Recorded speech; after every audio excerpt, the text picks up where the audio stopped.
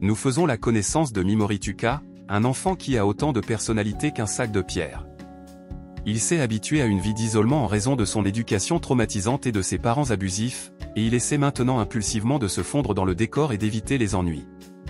En ce moment, Sogu, la présidente de la classe, se fait malmener par Oyamada, l'abruti de la classe, qui lui a volé son livre sans raison. Personne ne se soucie suffisamment d'elle pour l'aider, surtout pas le professeur, qui manifestement déteste son travail puisque personne n'intervient pour son goûter. Mimori décide d'agir pour une fois et se lève de son siège pour demander à Oyamada de lui rendre son livre. Oyamada est surpris qu'un inconnu comme Mimori ose lui tenir tête. Cependant, alors qu'il est sur le point de commencer à intimider Mimori, Takuto, le shade de la classe, prend la parole et demande à Oyamada de se calmer.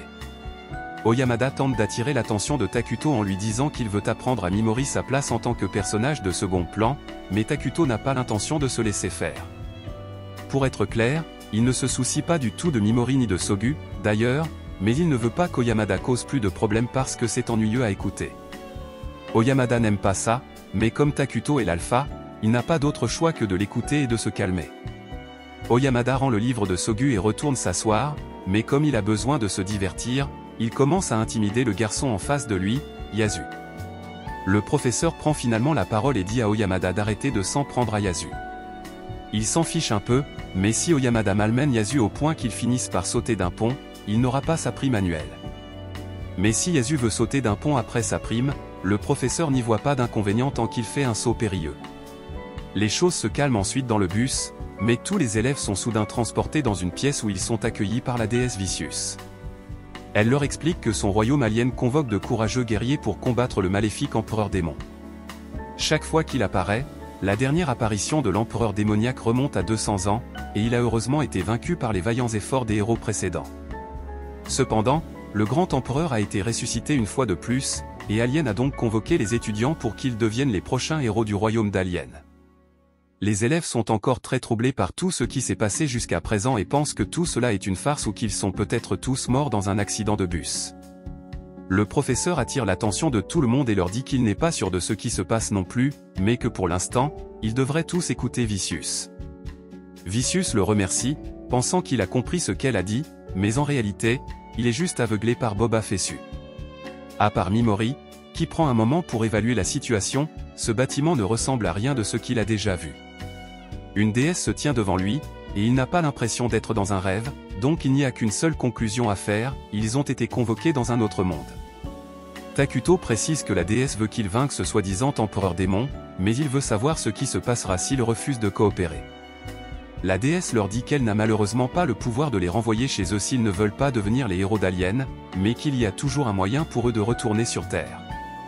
Il s'agit d'un rituel d'invocation inversé qui nécessite un élément maléfique, et le seul moyen d'acquérir cet élément maléfique est de l'extraire du cœur de l'empereur démon ou de l'absorber lorsqu'il est libéré à la mort de l'empereur démon. Oyamada ne voit toujours pas pourquoi l'un d'entre eux devrait risquer sa vie pour combattre l'empereur démon alors que Vicious les a pratiquement kidnappés. Alors, Vicious fait la seule chose qu'elle puisse faire et les supplie de reconsidérer leur rôle de sauveur de ce monde. Sogu prend la parole pour se présenter en tant que présidente de la classe, et même si Vicious les considère comme des sauveurs, ils ne sont encore que des lycéens, et ils ne seraient pas d'une grande utilité s'ils étaient envoyés à la guerre. Vicious lui répond qu'il n'y a pas lieu de s'inquiéter, car ils ont été dotés de pouvoirs qu'aucun autre être humain ne possède en ce monde. Comme ils ont tous du mal à le croire, Vicious décide de leur faire une petite démonstration pour prouver que les capacités spéciales existent vraiment. Elle fait sortir un prisonnier, puis une bête démoniaque qui se met à dévorer le prisonnier. Après que le démon a massacré sans pitié le prisonnier, Vicious lance une boule de feu pour l'incinérer. Cela devrait avoir suffisamment traumatisé les élèves pour qu'ils acceptent de vivre dans un monde nouveau. Maintenant qu'ils ont fini par croire ce qu'elle leur a dit, Vicious attire leur attention sur une boule de cristal qui servira à évaluer leurs capacités. L'un après l'autre, les élèves se présentent pour faire évaluer leurs capacités, et tous semblent avoir des aptitudes décentes, notamment lorsqu'Yamada s'approche de la boule de cristal. Celle-ci s'illumine d'une couleur rouge brillante, ce qui signifie qu'il est incroyablement puissant selon les normes de ce monde. Le suivant est Takuto, et lorsqu'il pose sa main sur le cristal, celui-ci se brise complètement. Tout le monde est choqué et confus par ce qui vient de se passer, Alors la déesse explique que cela signifie que Takuto est de rang S. Le rang S est le sommet de la hiérarchie, le rang S est le plus élevé en termes de puissance et se situe bien au-dessus de tous les autres. Donc, avoir un seul héros de rang S est déjà une grande chance. Mais alors que le test d'aptitude se poursuit, on découvre que Sogu est également de rang S, en brisant l'orbe de secours qu'ils ont apporté. Et ce n'est pas tout, puisqu'un troisième héros de rang S brise le deuxième orbe de secours stocké. Vicious n'en revient pas de la qualité de la liste des héros et demande qui sera le prochain. Il s'agit de Mimori. Il pose sa main sur le cristal, qui se met à briller en violet, mais la lumière qui émane de l'orbe est beaucoup plus faible que celle des autres, si bien qu'il demande à Vicious quel est son rang.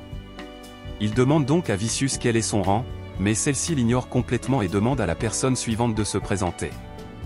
Mimori a l'habitude d'être ignoré, alors il s'en accommode et passe à autre chose. Mais il remarque alors que la dernière personne à avoir été examinée est Yasu, et que l'orbe montre une masse sombre au centre, ce qui signifie qu'il est le héros sombre du groupe. D'après leurs archives, le héros noir est souvent bien plus puissant que les autres héros du groupe, donc tout le monde doit être prudent, car le gamin silencieux vient de recevoir son arme. Après cela, la déesse donne à chacun des instructions sur la façon de vérifier son statut, et lorsque Mimori jette un coup d'œil à ses statistiques, il se rend compte qu'elles sont plutôt mauvaises. La déesse a créé cette fenêtre pour que les héros puissent obtenir des informations précises sur leurs capacités où qu'ils se trouvent. Les compétences inhérentes sont des compétences uniques à un héros donné et elles peuvent généralement être utilisées immédiatement, mais certaines peuvent nécessiter d'être réveillées à un niveau plus élevé. Vicious annonce à tout le monde qu'ils vont devoir accomplir un rituel indispensable à leur réussite. Elle appelle Mimori et lui explique qu'il est de rang F, et comme le montrent les livres de records, les héros les moins bien classés n'ont jamais fait que ralentir les plus puissants. C'est pourquoi elle a pris la décision de se débarrasser de lui. Cependant, tuer un héros simplement parce qu'il est faible serait trop ambigu sur le plan moral pour elle, alors elle a décidé de donner à Mimori une chance de regagner sa vie. Au lieu de le tuer purement et simplement, elle l'enverra dans des ruines, et s'il parvient à survivre, il pourra vivre à sa guise dans le monde. Mimori demande si ces ruines sont dangereuses, et Vicious répond que bien sûr, les ruines sont dangereuses. Ce ne serait pas un terrain d'exécution si c'était sûr. Mimori tente de s'en sortir en disant qu'il possède une compétence inhérente au statut anormal, ce qui doit être utile à l'équipe d'une manière ou d'une autre. Mais à son grand désarroi, la déesse lui dit que les sorts et les compétences de statut anormal dans ce monde sont totalement inutiles, car ils ne fonctionnent presque jamais comme prévu, et même lorsqu'ils fonctionnent, ils ne sont pas très utiles de toute façon. Mimori essaie de faire appel à la moralité de la déesse et de lui dire qu'elle ne peut pas se débarrasser de lui alors que c'est elle qui l'a convoqué ici sans son consentement, mais son nom est littéralement Vicious, donc je ne pense pas qu'elle s'en préoccupe. Alors que Mimori essaie d'accepter son destin, Yasu lui touche l'épaule, et Mimori pense que Yasu va prendre sa défense puisqu'il avait l'habitude de l'aider lorsqu'il était victime d'intimidation sur Terre. Cependant, maintenant qu'il a du pouvoir, Yasu est devenu aussi con que les autres et se moque de Mimori pour sa faiblesse, le condamnant à son terrible destin. À ce stade, Mimori a compris que personne ne se soucie de son sort ici et que tous les autres élèves veulent simplement le voir partir. Il accepte donc son sort tandis que Vicious lui lance un sac magique en guise de cadeau de consolation. Cependant, il y a au moins une personne qui sait que ce n'est pas juste, car Sogu se lève et demande à Vicious de reconsidérer la décision de se débarrasser de Mimori. Mais Vicious est bien décidé à se débarrasser de Mimori, alors elle a hâte de ne pas avoir à s'en plaindre. Mimori ne supporte plus la cruauté et les moqueries, il tente donc d'utiliser sa compétence d'effet de statut anormal pour paralyser la déesse. Malheureusement, celle-ci dispose toujours d'un bouclier anti-état anormal qu'elle n'a pas utilisé depuis l'ère haut de gamme. Elle se moque de Mimori pour avoir raté son attaque et, sans plus attendre, veut que tout le monde soit témoin de la téléportation de ce perdant vers son destin. C'est à ce moment-là que Takuto tire un coup de feu qui laisse un énorme trou dans le mur. Mais lorsque la déesse se tourne vers lui, il précise qu'il n'essayait pas de sauver Mimori ou quoi que ce soit d'autre, qu'il voulait juste tester ses pouvoirs et qu'il n'avait pas réalisé qu'il ferait autant de dégâts. Certains camarades de classe de Mimori prennent plaisir à le voir se faire éliminer, d'autres restent indifférents, et la seule personne qui le soutenait a été assommée. Alors qu'il est sur le point d'être téléporté, Mimori abandonne son rôle de personnage d'arrière-plan et fait un doigt d'honneur à Vicious, se jurant de lui faire regretter cela un jour. Mimori se réveille dans les ruines abandonnées et tente d'ouvrir son écran d'état, mais son système lui indique qu'il ne peut pas le faire en raison du faible niveau de lumière dans la zone. C'est alors qu'il se souvient du sac qu'il a reçu et, après y avoir versé un peu de mana, il génère suffisamment de lumière pour pouvoir à nouveau voir. Cependant, alors qu'il se promène, il tombe sur un squelette humain sur le sol, et ce qui a tué le squelette est toujours dans les ruines. Alors, Mimori est à bout de nerfs. Il finit par trébucher sur des rochers, et c'est une bonne chose, car cela lui permet d'éviter de justesse l'attaque sournoise d'un monstre terrifiant. Il n'a pas le temps de réfléchir ou de s'inquiéter de l'endroit où il court, car s'il s'arrête ne serait-ce qu'un instant, il sera tué. Alors qu'il continue de courir, Mimori finit par trébucher sur un rocher, et tandis que le monstre se rapproche de lui, l'émotion qu'il ressent n'est pas de la peur, mais plutôt de la frustration. Frustré d'avoir été abandonné par tous ces abrutis et d'être condamné à mourir à cause de cela, il n'a pas d'armes pour se défendre ni de compétences utiles à utiliser, puisque ses effets de statut anormal apparemment n'ont aucune chance de fonctionner. Cependant, cela ne veut pas dire qu'il ne va pas essayer d'utiliser tout ce qu'il peut pour survivre. Alors, Mimori lance paralyse sur le monstre, et à son grand étonnement, cela fonctionne. Il ne veut pas rester dans les parages pour comprendre pourquoi, alors il s'enfuit à nouveau, se disant que la paralysie n'a dû fonctionner qu'une seule fois puisque Vicious a déclaré que les effets de statut anormal avaient un faible taux de réussite. Dans sa fuite, Mimori tombe sur un autre monstre qui ressemble à un croisement entre un poulet et un cafard. Quoi qu'il en soit, il va le tuer s'il ne fait rien rapidement. Mimori lève donc la main et lance à nouveau aux paralyses, s'attendant à ce que cela échoue, mais miraculeusement cela fonctionne à nouveau. Une fois, c'est peut-être un coup de chance, mais 2 fois de suite signifie que le taux de réussite de ces effets est bien plus élevé que ce que la DESS avait prétendu. Il est possible que les effets de statut de Mimori soient différents des effets faibles de ce monde.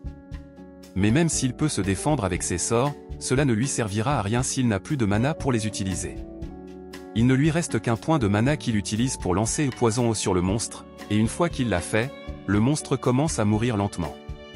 En plus d'avoir un taux de réussite élevé, les sorts de Mimori ont une durée très longue, ce qui lui permet d'attendre tranquillement que le monstre meure. Il ne lui reste officiellement plus aucun point de mana, et il ne sait pas ce qui se passera s'il tente à nouveau d'utiliser ses effets de statut.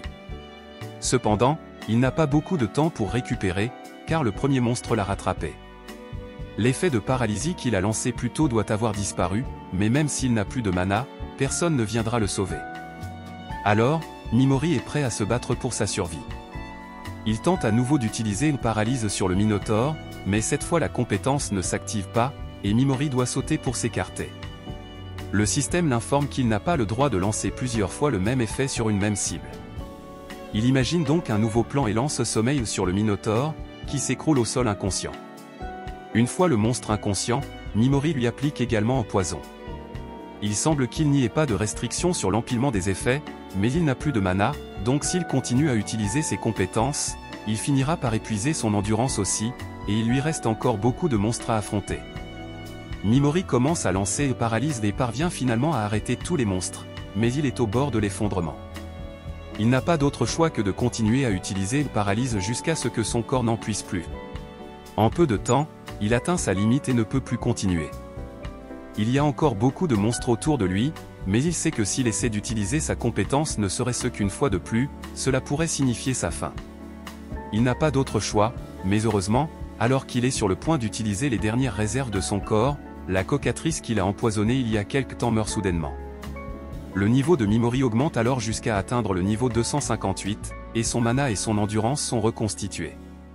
Au début, Mimori ne comprend pas ce qui s'est passé. Puis il remarque le monstre mort et se rend compte qu'il a dû gagner de l'expérience parce que son poison l'a tué. Avec son énergie reconstituée, il peut continuer à se battre autant que nécessaire. Alors qu'il continue à lancer le paralyse, sa compétence monte en niveau, ce qui lui laisse penser qu'il peut l'améliorer en l'utilisant de façon répétée. Mais il s'en préoccupera plus tard, car pour l'instant, il doit s'assurer qu'il pourra s'échapper de cet endroit en vie. Sa paralysie étant désormais de niveau 2, Mimori remarque qu'il a maintenant la possibilité de sélectionner plusieurs cibles à la fois, ce qu'il fait, et les monstres sont tous immédiatement figés sur place. Jusqu'à présent, ces effets de statut ont eu un taux de réussite de 100%, si bien que Viu est probablement la seule personne dans ce monde sur laquelle sa compétence n'a aucun effet. Il commence à infliger du poison à tous les monstres paralysés, et sa compétence poison augmente également. Mais il y a encore beaucoup de monstres ici, ce qui signifie qu'il peut encore monter en niveau. Mimori jette un coup d'œil à sa fenêtre détaillée, depuis qu'il est monté en niveau, ses statistiques sont bien plus élevées qu'elles ne l'étaient lorsqu'il est arrivé ici, en particulier son mana, qui est maintenant supérieur à 8000. le mana est son seul moyen de survivre à cet enfer. Mimori fait une pause et s'assoit en attendant que le poison fasse son effet. Les monstres finissent par mourir les uns après les autres, ce qui augmente encore le niveau de Mimori. Lorsqu'il atteint le niveau 500, Mimori est convaincu de pouvoir sortir des ruines et se prépare à s'occuper des monstres restants. Cependant, après avoir vu Mimori en tuer des dizaines avec facilité, les monstres ont suffisamment de bon sens pour savoir qu'ils ne doivent pas s'en prendre à lui, et ils s'enfuient tous. Maintenant que la zone est sûre, Mimori fouille dans les piles d'os en décomposition pour trouver un butin qui pourrait lui servir, et après avoir mis la main sur une cape et une lame, il se met en route pour s'échapper des ruines. Alors qu'il cherche la sortie, il rencontre de nombreux monstres, mais il se rend compte qu'il est confronté à un autre problème, il n'a pas de nourriture et il va bientôt mourir de faim s'il ne trouve pas quelque chose à manger. Il est tellement désespéré qu'il est même prêt à manger de la viande de monstre. Après être revenu sur ses pas, il retourne vers les cadavres de monstres et commence à les découper pour manger ce qu'il peut. Cependant, lorsque le globe oculaire sort et que Mimori essaie de le manger, il se rend compte que le corps entier du monstre contient de l'acide et qu'il ne pourra donc pas le manger. Après tout, sans source de nourriture, Mimori pense qu'il mourra de faim avant de pouvoir sortir d'ici. Il n'a plus d'énergie dans son corps, mais il remarque que la couleur de son sac magique change. Comme c'est la seule source de lumière dont il dispose, il se précipite frénétiquement pour l'approvisionner en mana. Ce faisant, il sent quelque chose apparaître à l'intérieur du sac, et à sa grande joie, il y trouve un sac de bœuf séché et une bouteille de soda. Il commence à manger avec enthousiasme. Bien que son problème de faim soit résolu pour l'instant, il ne sait pas s'il pourra à nouveau faire produire de la nourriture au sac. Alors que les jours passent à l'intérieur des ruines, Mimori est habitué à commettre un génocide massif de monstres grâce à ses compétences, mais il craint de perdre son humanité à cause de cela. De retour sur Terre, après avoir été maltraité par son beau-père, Mimori était sur le point de vivre son arc de méchant meurtrier, mais avant qu'il ne perde son sens de l'humanité, il a été sauvé par son oncle et sa tante, qui l'ont recueilli et lui ont donné un sentiment de normalité. Il a appris de l'empathie et il pensait être devenu une personne normale comme eux. Mais en ce moment, alors qu'il regarde la montagne de cadavres sous ses pieds, il ne ressent rien du tout. Il n'y a pas moyen de revenir à ce qu'il était avant, alors Mimori accepte d'être un psychopathe et va de l'avant. En avançant, il tombe sur une autre section des ruines avec un monstre oculaire flottant, mais Mimori l'élimine simplement avec son poison. En avançant, il tombe sur une porte avec une serrure magique, et en l'ouvrant, il trouve une petite pièce avec 2 squelettes à l'intérieur. Il suppose qu'il s'agit de personnes qui ont été éliminées par Vicious mais qui n'ont pas eu la chance de s'en sortir vivantes. Il fouille dans leurs affaires et trouve une pochette remplie de pierres précieuses. Bien qu'ils se sentent mal à l'aise de voler les morts, les gemmes pourraient avoir de la valeur et il pourrait les utiliser une fois sorti d'ici. Alors, il ne se sent plus mal à l'aise.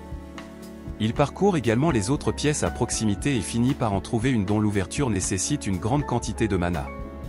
Lorsqu'il l'ouvre enfin, il trouve un squelette assis avec une note à côté de lui. La note indique que le squelette était autrefois un homme connu sous le nom d'Anglin le Grand Sage et qu'il était l'ancien héros des ténèbres, celui-là même dont Viu avait dit qu'il était le plus fort de tous. Selon la note d'Anglin, Viu l'a envoyé ici de force après avoir cessé d'avoir besoin de lui en tant que héros. Même s'il était assez puissant pour arriver jusqu'ici, il ne pouvait pas s'échapper. Alors, il a laissé un message pour aider la prochaine personne qui réussirait à arriver jusqu'ici. Viu a peut-être dit que le Seigneur Démon était mauvais, mais elle l'est tout autant aux yeux de Mimori. On ne peut pas dire qu'il soit meilleur qu'elle non plus, car son seul but est de se venger d'elle-même, même s'il doit détruire le monde pour y parvenir. En pillant le cadavre d'Anglin, il tombe sur un livre d'arts interdits. Il contient des recettes de médicaments et des instructions sur les outils magiques qui pourraient s'avérer utiles plus tard, alors il décide de le garder. Il trouve également un parchemin de magie interdite, mais il ne comprend pas ce qu'il dit. Cependant, si un grand sage comme Anglin s'est donné la peine de le garder caché avec lui jusqu'à ses derniers instants, alors il doit être très puissant et il pourrait même être assez puissant pour que Mimori finisse par vaincre la déesse s'il parvient à le déchiffrer. Mimori est sur le point de partir, mais avant de le faire, il vole la cape d'Anglin parce qu'elle est plus cool que la sienne. Il jette à nouveau un coup d'œil au livre d'Anglin, mais cette fois il y voit un avertissement sanglant qui lui dit de se méfier du mangeur d'âmes. Cet avertissement inquiétant amène Mimori à se demander si le mangeur d'âmes n'est pas celui qui a tué Anglin. Mimori continue son chemin dans les ruines jusqu'à ce qu'il tombe sur une porte qui, pense-t-il, mènera à la surface. Cependant, s'il s'agit vraiment de la dernière porte, cela signifie que le mangeur d'âme dont parlait Anglin se trouve également ici. Mimori reste prudent et jette un coup d'œil à ses statistiques pour s'assurer qu'il est prêt à affronter cette situation. Il a fait tout ce qu'il a pu pour augmenter son niveau autant que possible avant d'arriver ici, alors il ne peut qu'espérer que ses compétences suffiront à le vaincre. Mimori finit par trouver un visage effrayant et il est certain qu'il s'agit du solitaire. Il tente immédiatement d'utiliser paralysie sur lui, mais à la seconde où il sort de sa couverture, le solitaire lui tire un laser dans la main. C'est la première fois que quelque chose réussit à l'empêcher d'utiliser sa compétence, et Mimori doit la tuer, car la seule façon de s'en sortir est d'utiliser la gemme qui se trouve sur son front pour activer sa compétence. Il doit la prononcer à haute voix et se trouver à une certaine distance, mais tout cela n'a pas d'importance si le mangeur d'âme peut l'attaquer avant qu'il n'ait fini de lancer le sort. Alors que Mimori réfléchit encore à ce qu'il doit faire, le mangeur d'âme sort du mur pour s'en prendre à lui. Pendant ce temps, à l'extérieur des ruines, une jeune fille tente d'échapper à ses poursuivants et décide de se cacher à proximité, sans savoir qu'une bataille féroce se déroule à l'intérieur. Alors que le solitaire s'approche lentement de Mimori, ce dernier se demande pourquoi il n'a pas encore tiré sur lui avec ses lasers, mais il ne tarde pas à comprendre pourquoi. Le solitaire crache une substance violette qui prend la forme d'humain. Ce sont les âmes des personnes que le solitaire a tuées et elles sont forcées d'attaquer Mimori, qui est donc obligé de les paralyser. Cependant, il ne peut se résoudre à utiliser du poison, car il reste humain, même s'ils deviennent de gros morceaux de pâte. Le dévoreur d'âmes prend plaisir à regarder Mimori se débattre, car il ne peut pas attaquer les âmes pour des raisons morales et il ne peut pas non plus attaquer le dévoreur d'âmes, car il réagirait trop vite. Mimori commence à s'effondrer et à pleurer, disant qu'il ne veut pas faire de mal aux autres. Il perd de l'UR à minute en minute à cause de ses pleurs constants, mais alors que le solitaire se délecte des larmes de Mimori, il révèle que ce n'était qu'un acte et paralyse le solitaire. Il savait qu'il ne parviendrait jamais à paralyser le mangeur d'âme à moins qu'il ne parvienne à lui faire baisser sa garde, alors il a fait semblant d'être en pleine crise mentale pour que le mangeur d'âme ne se doute de rien. Maintenant que le mangeur d'âme est paralysé, Mimori ne se soucie plus vraiment de ce qu'il adviendra des âmes. S'il tue le mangeur d'âme, même s'il a passé beaucoup de temps à essayer de devenir un citoyen inoffensif et respectueux de la loi, tout ce qui l'intéresse maintenant, c'est les faits. Les marionnettes d'âme ont essayé de le tuer, elles peuvent donc être des bébés. Il les empoisonnera de toute façon. Le mangeur d'âme s'efforce de bouger, frustré d'avoir perdu contre Mimori, ce qui permet à ce dernier de savoir que des monstres puissants peuvent essayer de surmonter sa paralysie, mais que celle-ci inflige des dégâts supplémentaires à leur corps. C'est intéressant, mais il ne veut pas perdre plus de temps, alors il lance poison sur le solitaire et le détruit une fois pour toutes. Ce faisant, les âmes consommées par le mangeur d'âme sont libérées et apparaissent toutes devant Mimori pour le remercier de les avoir libérées. Elles l'encouragent dans sa tentative de survie dans les ruines et aucun d'entre elles ne se soucie vraiment du fait qu'il a pillé leur corps. Mimori est ensuite approché par Anglin, qui n'a qu'une seule chose à dire, il veut que Mimori affronte la déesse et les venge tous. Les âmes des morts s'éteignent après cela, et alors que Mimori n'aurait normalement pas accepté la demande sans une sorte de compensation, il avait déjà prévu de la battre de toute façon. Maintenant que le dernier monstre a été vaincu, Mimori peut ouvrir la porte et commencer sa quête de vengeance à la surface.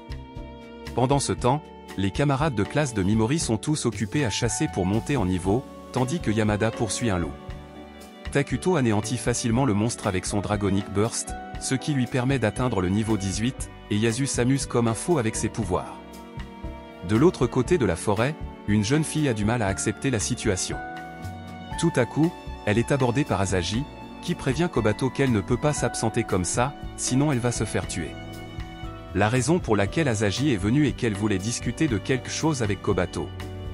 Elle commence à dire que, tôt ou tard, la classe va se diviser en factions. Il y a beaucoup de crétins puissants dans la classe, y compris elle, et il n'y a donc aucune chance qu'ils s'entendent encore longtemps. C'est pourquoi la classe se divisera. Elle veut que Kobato rejoigne sa faction. D'ailleurs, Kobato n'a pas beaucoup d'autres options puisqu'elle est de rang E.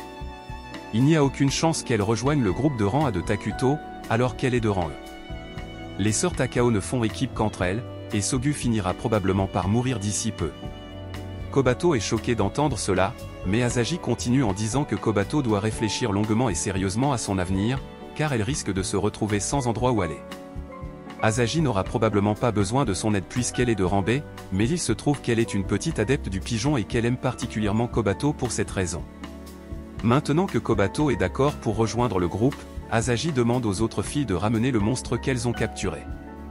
Elle sait que Kobato n'a pas réussi à accomplir la mission que la déesse leur a confiée, alors elle a tout préparé pour lui faciliter la tâche. Il ne lui reste plus qu'à tuer le monstre sans défense, et Asagi lui conseille vivement de le faire si elle ne veut pas être éliminée comme Mimori. Kobato ne veut pas le faire, mais elle sait qu'elle n'a pas le choix, alors elle fait fi de sa morale et tue le monstre. Asagi félicite Kobato pour son bon travail et lui dit qu'elle fait officiellement partie du groupe, mais Kobato a encore du mal à accepter ce qu'elle vient de faire. Ailleurs, Sogu vient de se réveiller de son coma, et la douleur dans son estomac lui rappelle ce qui a dû arriver à Mimori après que la déesse l'a frappé à l'estomac. Elle se sent vraiment coupable de ne pas avoir pu l'arrêter. Elle va donc se plaindre à Visyu, qui essaie vraiment de jouer le rôle d'une déesse bienveillante avec ses fausses larmes, mais elle dit que l'élimination des faibles est la politique du royaume d'Alion et qu'elle ne peut donc rien y faire. Visyu informe également Sogu qu'elle n'a pas beaucoup de temps pour se morfondre dans la tristesse, car pendant qu'elle était assommée, ses camarades de classe sont partis dans la forêt pour voir s'ils étaient capables de tuer des monstres ou non. Beaucoup d'entre eux ont échoué aux exigences du test et ont donc été éliminés. Sogu demande à Visyu si elle a l'intention de tuer tous les héros qu'elle juge faibles, mais Visyu affirme que c'est la politique d'Alion et que ce n'est donc pas sa faute, même si elle est une déesse. Sogu voit comment les choses se passent et veut faire comprendre à Visyu qu'elle n'approuve pas la façon dont les choses sont gérées. Visyu ne voit pas où est le problème puisque le bon sens veut que l'on se débarrasse de tous les bons à rien. Sogu demande si elle est une héroïne de valeur puisqu'elle est de classe A. Visyu répond que Sogu est une héroïne de classe B, ce qui est en effet très précieux. Alors, Sogu propose un marché, elle se surpassera en tant qu'héroïne de rang S pour compenser les échecs des personnes qui ont échoué et demande à Visyu d'arrêter le plan d'élimination. Visyu dit qu'elle peut accepter ces conditions et tend la main pour officialiser l'accord. Elle veut aussi s'excuser d'avoir frappé Sogu à l'estomac, mais elle pense qu'elle avait raison de le faire puisque Sogu était hystérique à cause de la situation. Sogu n'est manifestement pas dupe de la gentillesse de Visyu, mais elle n'a pas d'autre choix pour le moment et accepte de lui serrer la main. En partant, elle remarque que les mains de Visyu sont glacées, tout comme son cœur. Pendant ce temps, dans la forêt obscure, une jeune fille tente d'échapper à ses poursuivants. Elle pensait les avoir semés, mais ils sont bien trop doués pour la traque. Sur la base d'une simple feuille brisée, le dieu de l'épée, Pudin, est capable de dire exactement où la princesse s'est rendue. Elle est peut-être capable de se dissimuler, mais si elle continue à commettre de telles erreurs, les saints gardiens ne manqueront pas de la rattraper tôt ou tard. Au même moment, Mimori s'apprête à partir dans la forêt dans l'espoir de trouver une ville. Mais avant cela, il vérifie une dernière fois ses statistiques. Il remarque que seul son mana est exceptionnellement élevé à 50 000, alors que le reste de ses statistiques tourne autour de 5 000, mais il le savait déjà.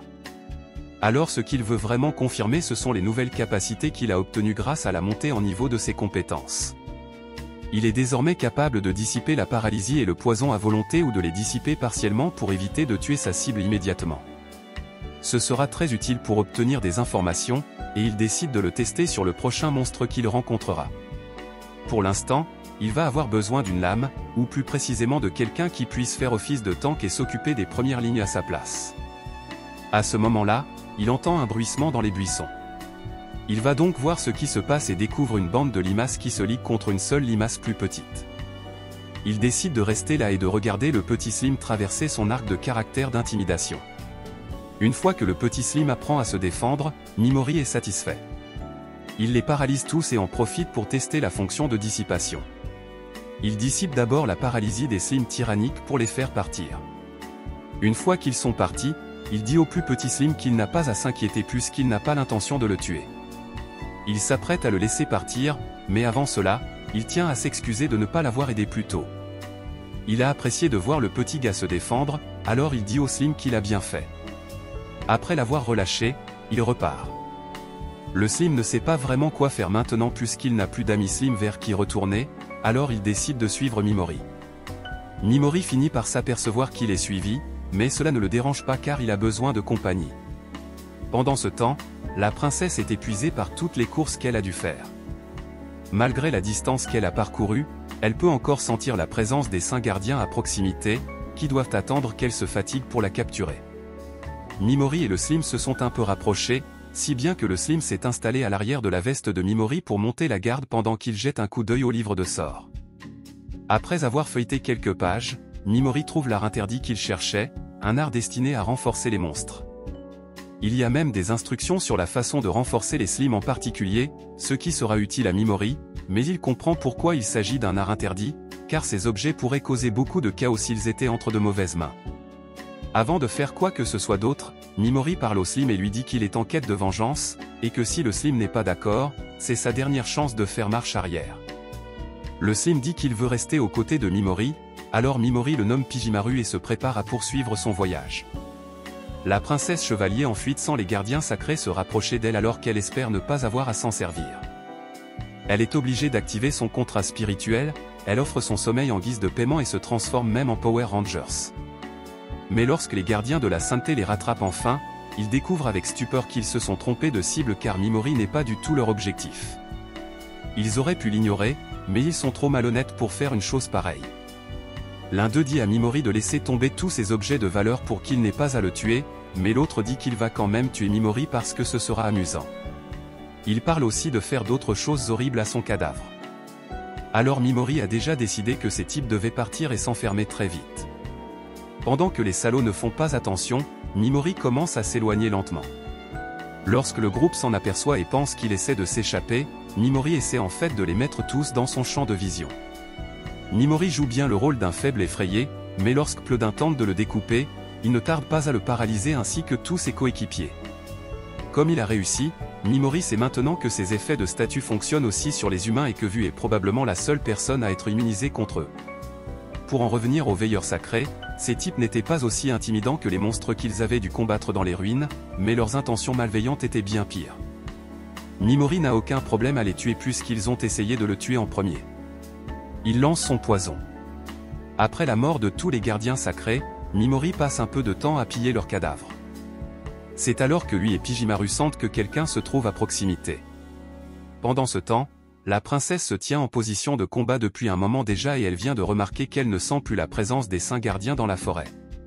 Elle pense qu'il s'agit d'un piège pour l'inciter à baisser sa garde. Mais à ce moment-là, elle sent quelqu'un d'autre dans la forêt, ce qui la fait paniquer. La présence de ce type n'est pas très puissante, mais pour une raison ou une autre, les esprits ont peur de lui. À ce moment-là, elle entend quelque chose derrière elle et attaque, mais il s'agit en fait de Pigiaru qui faisait diversion pour Mimori. Alors que la jeune fille a le dos tourné, Mimori la paralyse. Il a senti qu'elle avait l'intention d'attaquer, mais ce n'était pas par méchanceté. Mimori devient curieux et pense qu'il pourrait discuter un peu, bien qu'il ne la laisse pas bouger par précaution. Elle lui demande ce qu'il attendait, alors Mimori explique qu'il n'est pas d'ici et qu'il a besoin d'aide pour découvrir la région. Alors il espérait qu'elle pourrait se rendre utile. Avant cela, elle lui demande ce qu'il en est des 4 autres hommes qui se trouvaient dans la forêt, et Mimori lui dit qu'il les a tués. La fille est choquée, et Mimori lui demande si c'est un problème qu'il les ait tués. Mais elle répond qu'elle est juste surprise que Mimori ait été capable de vaincre les gardiens sacrés tout seul. Elle sent que Mimori ne lui ment pas, probablement grâce à l'une de ses capacités, et elle accepte donc de répondre à toutes les questions que Mimori pourrait avoir à poser en échange du fait qu'il lui a sauvé la vie des gardiens sacrés. Mimori voit bien que cette fille n'est pas méchante et il lui fait un peu plus confiance maintenant, mais il y a encore des choses qu'il préférerait garder pour lui et il en va de même pour la jeune fille. Alors ils acceptent tous les deux de ne pas se mêler des affaires personnelles de l'autre. Alors que le temps de la paralysie s'écoule, Mimori pose beaucoup de questions et apprend que cet endroit n'est même pas à Lyon, il se trouve actuellement dans un endroit appelé Royaume d'Ursa. La déesse s'est donc débarrassée de lui dans le royaume de quelqu'un d'autre. Mimori a encore une dernière question à poser à la jeune fille. Il sort une page du livre des arts interdits et demande à la jeune fille si elle la comprend. La jeune fille est capable de reconnaître qu'il s'agit d'une sorte d'écriture ancienne, mais c'est tout ce qu'elle peut dire puisqu'elle n'est pas capable de la lire non plus. Cependant, elle dit qu'elle connaît peut-être quelqu'un qui peut comprendre cette écriture. Alors elle parle à Mimori de la sorcière des tabous. Elle possédait une telle connaissance des techniques interdites qu'elle a été jugée trop dangereuse et chassée de son pays. Mimori lui demande où il doit aller s'il veut la retrouver. La jeune fille lui dit d'aller au pays des monstres aux yeux d'or, mais c'est une partie dangereuse du continent. Mimori la remercie pour ses informations précieuses, mais la jeune fille estime qu'elle n'a pas fait assez pour rembourser sa dette puisque Mimori lui a sauvé la vie. Mimori lui dit qu'elle n'a pas à s'inquiéter d'en faire plus et qu'elles vont donc se séparer. La jeune fille n'y voit pas d'inconvénient tant que Mimori est satisfait. Mimori voit qu'elle a un grand sens de l'honneur et de l'honnêteté, ce qui lui rappelle beaucoup sa tante qui était si gentille qu'il s'inquiétait souvent pour elle. Il lui dit que la paralysie sera levée dans quelques minutes mais qu'il ne peut pas garantir sa sécurité puisqu'il va partir maintenant. En quittant Mimori, il lui dit qu'il espère que la jeune fille arrivera à destination saine et sauve. Pidimaru revient et demande à Mimori s'il ne va pas la tuer. Mimori répond qu'il ne le ferait pas car il ne trouve aucune joie à tuer. Il ne le fait que pour se défendre, il n'y a donc aucune raison de tuer inutilement cette fille, bien qu'il ne puisse pas garantir que la fille ne reviendra pas l'attaquer une fois qu'elle sera à nouveau libre de ses mouvements. Il demande à Pigyaru de continuer à surveiller ses arrières pour lui. Mimori arrive à la ville et il est arrêté à la porte d'entrée par une gardienne chargée d'effectuer les contrôles de sécurité. Elle suppose que Mimori est un mercenaire itinérant venu ici pour conquérir les ruines de Mille. Mimori joue le jeu et dit qu'il est effectivement venu ici pour conquérir les ruines, ajoutant également qu'il vient d'une ville rurale et qu'il ne connaît donc pas grand-chose de cet endroit. Son histoire semble suffisamment convaincante pour la gardienne, qui le laisse entrer car elle a pour ordre de laisser entrer le plus grand nombre possible de mercenaires dans la ville. Mimori est surpris par le relâchement de la sécurité puisqu'il n'y a pas eu de contrôle des bagages ni de fouille corporelle complète, mais cela lui convient bien car ses plans se déroulent sans accroc. La première chose qu'il fait est de se rendre dans une auberge pour se trouver une chambre. Mais pendant qu'il est à la réception, l'aubergiste est assez grossier avec lui car il pense que Mimori est un perdant fauché. Cependant, il est loin de se douter que Mimori a volé un tas d'argent sur les cadavres des Lee Watchers. Dès qu'il montre un peu d'argent, l'aubergiste commence à le traiter beaucoup plus gentiment. Mimori obtient une chambre comme il le souhaitait et maintenant qu'il est logé, il sort un peu en ville pour inspecter les environs. Bien qu'il soit un étranger, il ne ressent aucune hostilité à son égard. Il se promène donc tranquillement et découvre des endroits comme des boutiques d'objets et la guilde des aventuriers de la ville. Ces informations lui seront peut-être utiles plus tard, mais pour l'instant, Mimori a faim alors il fait demi-tour et se dirige vers une taverne voisine pour y prendre de la nourriture. Il goûte à la nourriture de ce monde pour la première fois et le goût n'est pas très bon mais c'est suffisamment comestible pour que Mimori s'en contente. Il pense que cette taverne est géniale parce que les gens y sont heureux et ivres et qu'il est donc facile de recueillir des informations puisque tout le monde parle fort. Il a pu entendre quelques gars parler du fait que le continent est rempli de gens incroyablement forts. Ils discutent de l'échelle de puissance pour savoir qui est le plus fort, mais finalement ils savent qu'il n'y a qu'une seule équipe qui peut détenir le titre de plus fort, et ce sont les chevaliers dragons noirs qui ont détruit le royaume de Mia.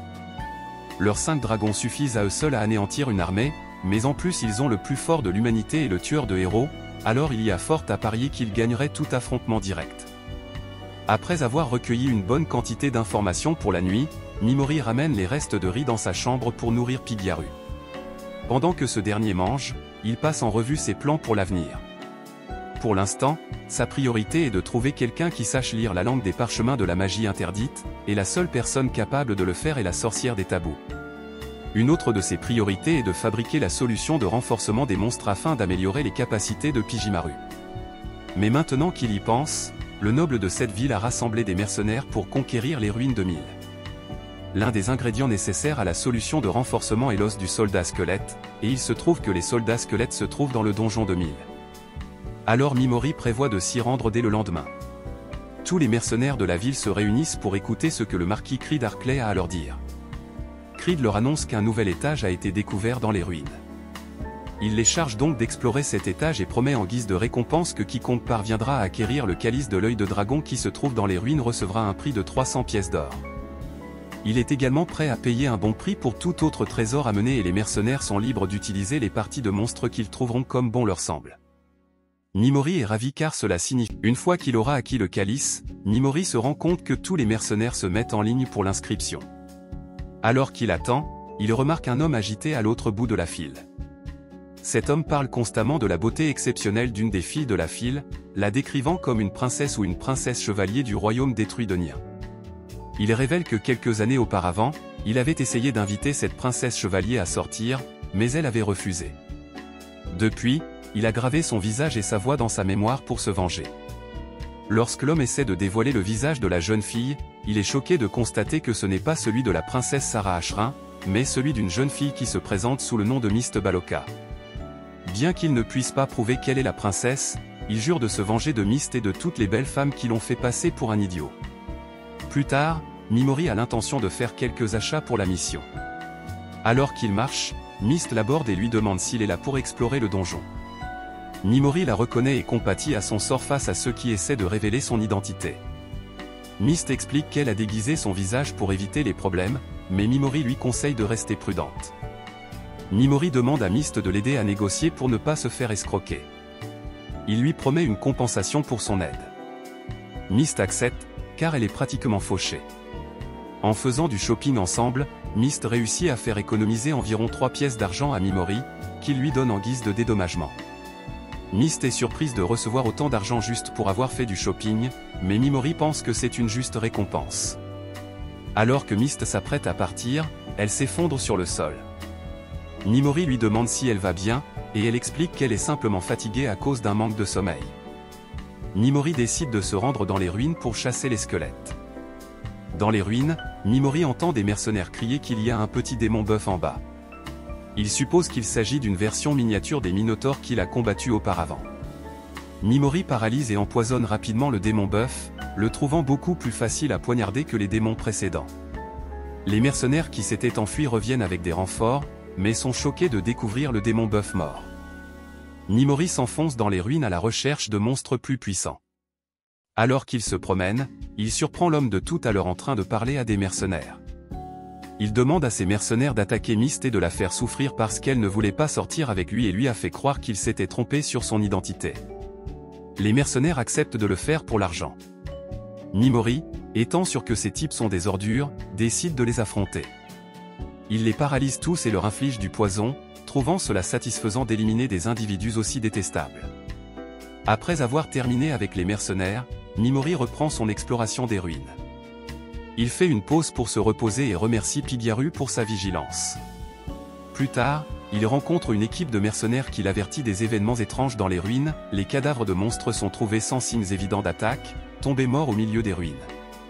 L'un des mercenaires, Lily Adamantine, décide de retourner à la surface pour la sécurité de son équipe, mais propose à Mimori de l'accompagner.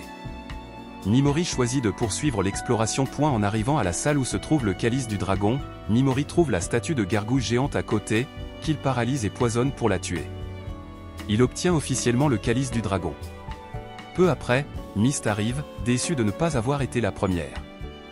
Mimori lui propose de prendre le calice si elle le souhaite.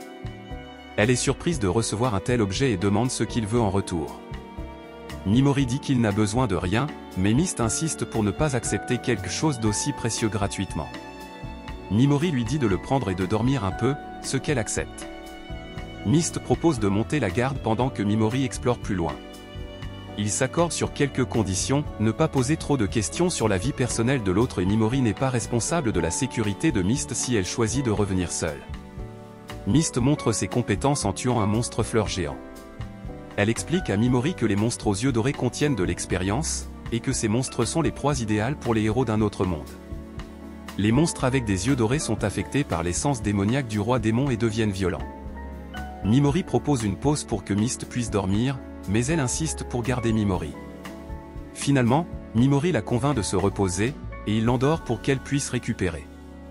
Pendant ce temps, les chevaliers du dragon noir découvrent l'endroit où les saints veilleurs ont été tués. Leur chef, Sivi, est impatient d'affronter la personne assez forte pour éliminer les saints veilleurs si facilement. Quelques heures plus tard, l'effet du sommeil de Mimori se dissipe et le déguisement de Mist réapparaît. Lorsqu'elle se réveille, elle n'a aucune idée de la façon dont elle s'est endormie puisque son pactage est toujours en vigueur. Elle cherche Mimori et, à son grand soulagement, il semble qu'il ait dormi tout le temps et qu'il n'ait donc pas pu voir sa véritable identité. Cependant, Mimori fait semblant de dormir pour qu'elle ne devienne pas paranoïaque et, une fois qu'il fait semblant de se réveiller, ils continuent leur voyage dans le donjon.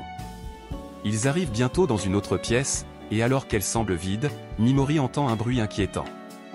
Il avertit alors Mist de s'éloigner de la porte, et quelques instants plus tard, un roi squelette en sort. Mimori sait que le roi squelette est bien plus fort que tous les autres monstres qu'ils ont affrontés jusqu'à présent, mais Mist pense qu'il devrait pouvoir le tuer s'il cible la partie argentée de son menton, un point faible assez évident. Mais le roi squelette reste un monstre redoutable. Il est si fort qu'il faudrait tous les membres du groupe du tigre de sabre pour le vaincre. Le roi squelette semble penser que Mist est la plus grande menace ici et c'est donc elle qui sera la première visée. Elle doit se préparer à se défendre et dit à Mimori qu'elle est sur le point d'utiliser son atout mais qu'elle aimerait que cela reste secret le plus longtemps possible, lui demande donc de le garder entre eux. Mist s'excuse également par avance car, si le monstre dépasse ses attentes, elle ne pourra peut-être pas défendre Mimori comme elle l'avait promis. Mimori reconnaît que le roi squelette est fort et qu'il serait probablement difficile de le combattre. Il décide donc d'utiliser sa capacité et de paralyser le monstre. Mist, lorsque le monstre se fige sur place et encore plus lorsque Mimori l'empoisonne, le vainc en un temps record. Maintenant que le monstre a été vaincu, Mimori commence à collecter les os du roi squelette et confirme que ce sont ceux dont la recette a besoin. Il dit qu'ils peuvent maintenant retourner à la surface, mais il sait que Mist a des dizaines de questions à lui poser, alors il dit qu'il va lui donner quelques réponses tant que les questions ne sont pas trop invasives. À ce moment-là, Pigyaru attire l'attention de Mimori et lui dit qu'il y a quelque chose d'intéressant près du squelette. Mimori va donc jeter un coup d'œil et trouve effectivement quelque chose d'intéressant. Il s'agit d'un tissu magique dans lequel est enveloppé un œuf. Bien qu'il ne sache pas quoi en faire, il décide de l'emporter avec lui. Pendant ce temps, les camarades de classe de Mimori s'enfuient tous effrayés après avoir rencontré un groupe de soldats squelettes. Et cette fille en particulier panique sur le sol à cause de sa main démembrée, mais il y a encore des squelettes qui s'approchent pour démembrer plus que sa main. Alors, Sogu essaie d'intervenir et de défendre ses camarades les plus faibles. Cependant, Oyamada n'en a rien à faire de ses camarades de classe et court détruire les squelettes, Takuto aussi, bien qu'il ait failli tuer ses camarades de classe. Mais pourquoi se soucierait-il d'eux? Il vient d'atteindre le niveau 24, il est donc trop occupé à se féliciter d'avoir bien travaillé. Pendant ce temps, Mimori et Mist sont revenus à la surface, et Mist présente le calice du dragon pour qu'elle reçoive sa récompense. Tandis que la foule l'entoure pour voir le calice, Mimori s'éloigne tranquillement car il a obtenu tout ce dont il avait besoin dans les ruines de Mille. Au bout d'un moment, Mist rattrape Mimori et lui annonce qu'une cérémonie de remise de prix aura lieu demain au cours de laquelle elle recevra son prix. Comme elle doit rester en ville d'ici là et qu'elle n'est pas occupée pour le reste de la journée, Mimori lui demande si elle peut discuter avec lui en privé. Il lui demande s'ils peuvent se retrouver dans sa chambre plus tard dans la soirée, et Mist est d'accord. Mimori se retourne alors pour partir, mais avant qu'il ne parte, elle l'attrape par le bras et le remercie encore une fois de lui avoir donné le calice du dragon. Plus tard dans la nuit, Pigyaru dîne pendant que Mimori prépare la solution de renforcement des monstres. Et juste au moment où il finit de la préparer, Mist arrive à sa porte. Mimori la fait entrer et va droit au but en lui disant qu'il veut l'engager comme garde du corps. Mist est plutôt surprise par cette proposition, mais Mimori pense que tout le monde y gagnera puisqu'elle aura des frais de déplacement supplémentaires. Mais si elle reçoit les 300 pièces d'or, elle n'aura probablement plus besoin de se soucier de l'argent pendant un certain temps. Quoi qu'il en soit, il sort une carte et explique à Mist que son objectif est d'atteindre la sorcière des tabous dans le pays des monstres Yodor. Il s'attend à être assailli par un grand nombre de monstres au moins une fois au cours de son voyage et il se sentirait beaucoup mieux s'il pouvait compter sur une guerrière compétente pour veiller sur ses arrières. Après avoir travaillé avec elle dans les moulins, il pense que Mist serait le garde du corps idéal pour lui. Il se trouve que Mist est en route pour Yonato, ce qui signifie qu'elle pourrait accompagner Mimori sans problème, mais elle hésite encore à accepter l'offre pour une raison ou une autre. Mimori s'en aperçoit et lui dit qu'il n'y a pas d'urgence à répondre tout de suite. De toute façon, il voulait d'abord discuter de quelque chose avec Sarah. Il lui faut un moment pour réaliser que Mimori vient de l'appeler par son vrai nom. Et une fois qu'elle l'a compris, elle demande à Mimori comment il a pu connaître sa véritable identité. Mimori révèle que c'est lui qui l'a endormi dans le donjon et qu'il a donc vu son vrai visage. Il est clair qu'elle hésitait à accepter son offre parce qu'elle craignait qu'il soit difficile de lui cacher son identité pendant qu'ils voyagent ensemble, ce qui est probablement la raison pour laquelle elle a refusé de dormir pendant qu'elle travaillait avec Mimori plus tôt. Il lui assure qu'il n'a pas l'intention de la vendre pour quelque raison que ce soit et qu'elle n'a donc pas à craindre qu'il la trahisse. Sarah révèle qu'elle utilise le pouvoir des esprits pour dissimuler son identité, mais en échange, elle doit renoncer à son désir de dormir. C'est pourquoi elle redevient normale lorsqu'elle s'endort, et c'est aussi la raison pour laquelle les saints veilleurs la poursuivaient dans la forêt puisqu'ils ont réussi à la repérer alors qu'elle était endormie et qu'elle n'avait pas son déguisement. Elle commence à défaire son déguisement et dit à Mimori qu'elle lui est reconnaissante d'avoir tué les saints gardiens car elle n'a plus à s'inquiéter.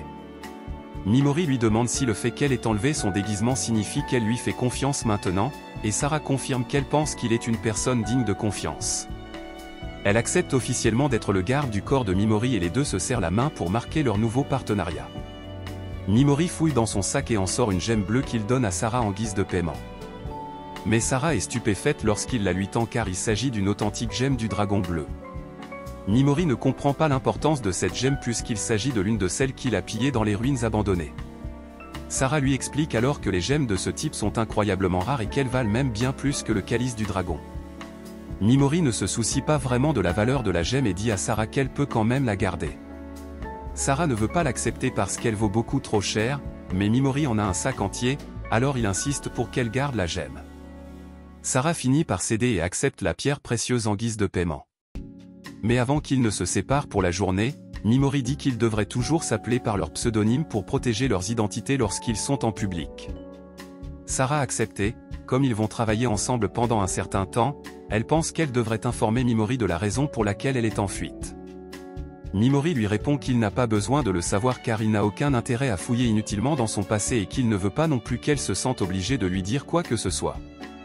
Le lendemain, Mimori et Sarah prennent leur petit déjeuner ensemble, et Mimori en profite pour lui demander si elle sait quelque chose sur la magie interdite. Sarah lui explique qu'il s'agit de magie interdite par vous mais qu'il s'agit en général d'anciens sorts spécifiques. La seule raison pour laquelle ces sorts sont interdits et que vous l'a dit est que les gens n'aiment pas la question. Nerf. Si vous a pris la peine d'interdire personnellement les sorts interdits, il est très probable qu'elle l'ait fait parce que ces sorts pouvaient être dangereux pour elle. Malheureusement, Sarah n'a pas plus d'informations sur les sorts interdits, mais Mimori lui dit qu'elle lui a donné beaucoup d'informations et qu'il lui en est reconnaissant. Après le petit déjeuner, Sarah dit qu'elle doit se rendre à la cérémonie de remise des prix pour recevoir son prix et qu'elle retrouvera Mimori dans l'après-midi. Après s'être séparés, Mimori décide de se rendre dans la forêt pour tester la potion de renforcement des monstres qu'il a préparée. Pendant ce temps, lors de la réception de Sarah, un illusionniste a été engagé pour s'assurer que le calice du dragon était bien réel. En temps normal, cela ne poserait pas de problème, mais Sarah a un mauvais pressentiment car elle utilise la magie de l'illusion pour cacher son identité. Les heures passent et Sarah n'est toujours pas revenue comme elle avait annoncé, si bien que Mimori commence à s'inquiéter. Pendant ce temps, vous êtes en réunion avec Sogu au sujet de la récente expédition dans les ruines que la classe a effectuée. Sogu demande si vous peut s'occuper de Sakura puisqu'elle s'est fait couper la main. Vous accepte de soigner la jeune fille, mais elle précise qu'elle le fait uniquement parce que Sakura est de rang B. En effet, si elle était de rang D, elle ne serait pas capable de soigner Sakura sinon, si elle était de rang D, l'assurance maladie ne serait pas disponible pour elle. Au passage, vous demande à Sogu si elle a envisagé de rejoindre l'équipe de Takuto, mais Sogu ne s'imagine pas s'entendre avec Takuto alors qu'il se soucie si peu des gens qui l'entourent. Vous qualifiez la décision de Sogu d'égoïste, et Sogu commence à essayer de s'expliquer, mais vous lui dites qu'elle n'est pas obligée de se justifier.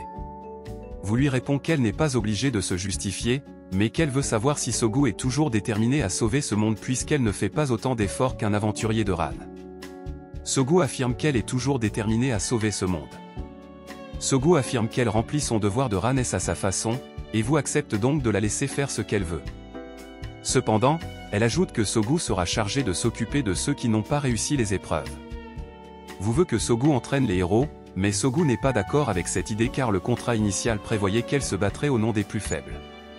Vous prétend qu'un décret royal lui a ordonné de se débarrasser de tous les héros capables de se battre, et elle veut donc que Sogu les entraîne pour qu'ils apprennent à tuer des monstres. Bien sûr, si Sogu refuse, vous se débarrassera immédiatement de ses camarades de classe les plus faibles et Sogu n'a donc pas vraiment le choix. Elle est forcée d'accepter les conditions de vous. Au moment de partir, ce dernier lui fait remarquer que si l'un de ses camarades de classe devient un obstacle pour elle, elle devra peut-être s'en occuper elle-même, mais ce n'est pas comme si elle voulait se débarrasser d'eux. Revenons à Mimori. Plus de temps s'est écoulé et Sarah n'est toujours pas revenue. Soit elle l'a abandonné, soit il lui est arrivé quelque chose. Compte tenu de l'honnêteté dont elle a fait preuve jusqu'à présent, la seule possibilité est qu'elle a été enlevée. Elle n'a aucune raison de vouloir mentir à Mimori, car elle n'y gagnerait rien. Alors que Mimori part à la recherche de Sarah, il entend deux hommes raconter que l'identité de Sarah a été révélée lors du banquet et qu'elle a été forcée de fuir dans la forêt pour s'échapper. Mimir organise un groupe de chasseurs pour la retrouver, et ce groupe de chasseurs est composé des chevaliers du Dragon Noir. Alors que les chevaliers poursuivent Sarah, elle tente de se transformer en utilisant son régalia spirituel, mais son esprit de lumière a été désorienté lorsque son déguisement a été détruit, de sorte qu'elle ne peut pas se transformer pour l'instant et doit se battre sous sa forme de base. Elle réussit à éliminer quelques chevaliers de rang inférieur, mais c'était vraiment difficile pour elle, et elle craint ce qui pourrait arriver si l'un des chevaliers de rang supérieur l'attaquait maintenant. C'est alors qu'elle aperçoit une flèche tirée par derrière, mais elle sait que ce n'est qu'une distraction et elle se précipite pour affronter son véritable adversaire, le vice-capitaine Ban. C'est un adversaire bien plus coriace que les autres. Elle a donc du mal à se défendre et perd malheureusement pied. Le vice-capitaine la désarme alors qu'elle tombe au sol et se met sur elle. Il s'apprête à faire des choses innommables, mais avant qu'il ne fasse quoi que ce soit, Mimori arrive et le paralyse. Sarah est choquée de voir Mimori ici, mais elle sait qu'elle est en sécurité maintenant. Alors, elle sort de sous le vice-capitaine et Mimori lui donne une dose non mortelle de poison pour faire bonne mesure. Sarah demande à Mimori pourquoi il est venu la chercher, mais avant que leur conversation n'aille plus loin, Mimori endort le vice-capitaine pour qu'il ne puisse pas les entendre. Sarah prévient Mimori que s'il reste avec elle, il sera également poursuivi par les chevaliers du Dragon Noir. Elle est donc prête à lui rendre la gemme qu'il lui a donnée et à annuler leur contrat afin de ne pas lui causer d'ennui. Mimori lui répond que ce ne sera pas nécessaire, car d'une part il possède beaucoup de ces gemmes et l'argent n'est donc pas un problème pour lui, mais surtout il ne trouvera pas d'autre garde du corps en qui il puisse avoir autant confiance que Sarah. Alors il va s'en tenir à elle. Et pour l'instant, il a besoin que Sarah se déshabille. C'est la fin de l'épisode 5.